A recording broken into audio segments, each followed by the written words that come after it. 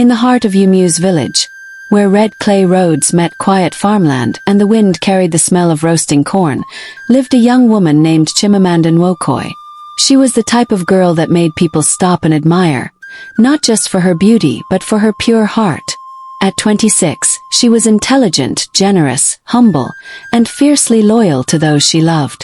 But loyalty, when given to the wrong person, becomes a curse.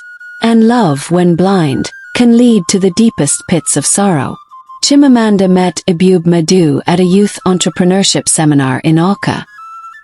He was one of the speakers, a charming man with a calm voice and confident posture. Igbo had returned from Lagos, claiming to have left behind the hustle to pursue business opportunities in Anambra. He said he wanted to build a future with a real woman by his side. After the seminar, he approached Chimamanda, complimented her ideas, asked for her number. One conversation turned to 10. Soon she was traveling every weekend to see him. Within 2 months, they were inseparable. Her friends teased her about being in love. Chimamanda smiled shyly and whispered, "He's different. He sees me." Igbo told her he wanted to open a major electronics store in Poor, but needed capital. He had business plans, layouts, even wholesale supplier contacts, but no money. Chimamanda, whose father had died 2 years earlier, had inherited a half-plot of land. Her mother had warned her never to sell it unless for education or marriage. But here was Igbo, promising marriage, promising a future. She sold the land.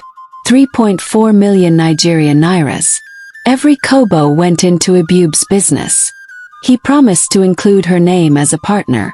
He never did. But Chimamanda didn't mind, at first.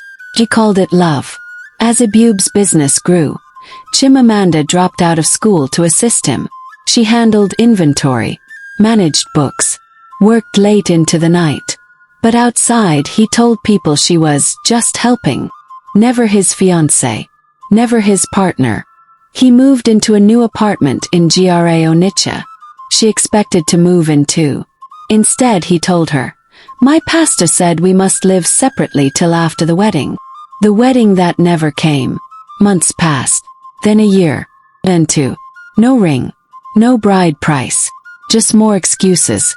Meanwhile, back at home, Chimamanda's younger sister Igbo had grown into a stunning woman. Slim, fashionable and bold. Freshly graduated from Unizik, she returned home waiting for NSC. Her laughter filled the house, and her eyes, ambitious and restless, searched for more. The first time she met Igbo was at their mother's 60th birthday celebration. He came late with wine and gifts, and Igbo couldn't hide her fascination. That night, Chimamanda noticed the look they exchanged. Something unholy. Something unspoken. But she swallowed it. She trusted both of them. One Friday, Chimamanda arrived at Igbo's shop unannounced and found Igbo behind the counter. Laughing, adjusting the till, calling customers. "Darling, what are you doing here?" she asked, confused. Igbo shrugged. "He asked me to help. You're always too tired these days." Chimamanda felt a chill crawl up her spine. That night, she confronted Igbo. He shouted, called her insecure, claimed he was training her sister to handle the business as family. The lies began to stack. Calls went unanswered. Dates were cancelled.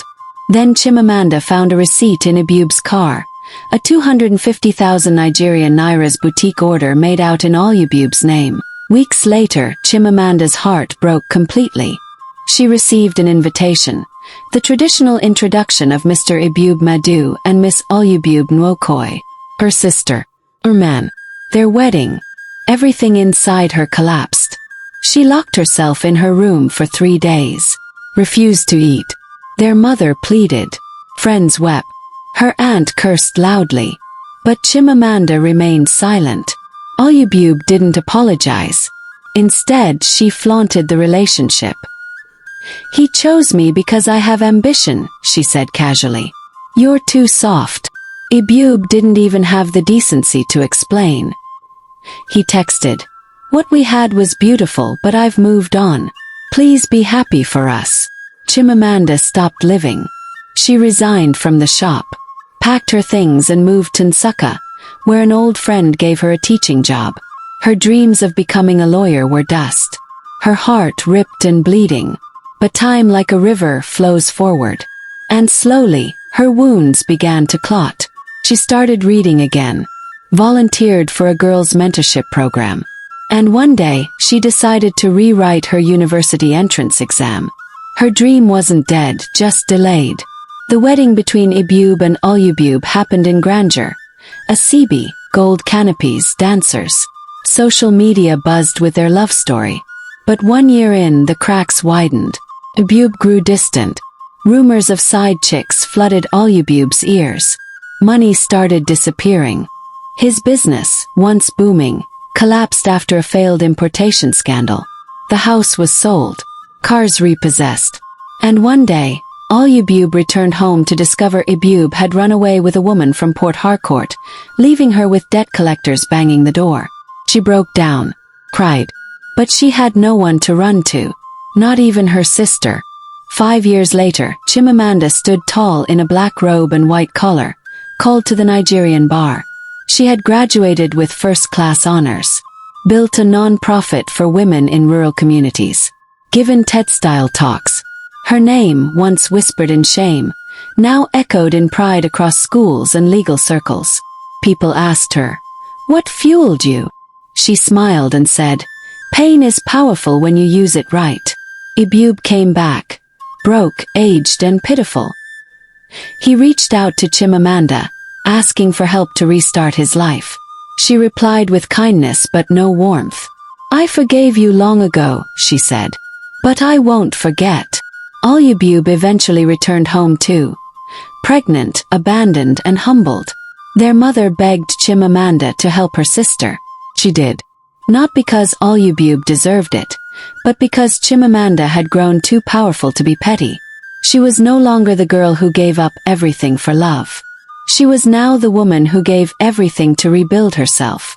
One quiet evening in a courtroom in Awka, a fellow lawyer named Ikenna Okoye, kind and grounded, approached her. He had watched her journey silently, admired her strength, her fire, and slowly, gently, they began a new chapter. This time no sacrifices, only mutual growth. Some betrayals come to break you, others come to redirect you. But the best kind, they come to remind you of who you are and what you're truly capable of. This is the gracious voice. If this story moved you, please like, comment, and subscribe for more powerful emotional stories from Africa. The end. Bye bye.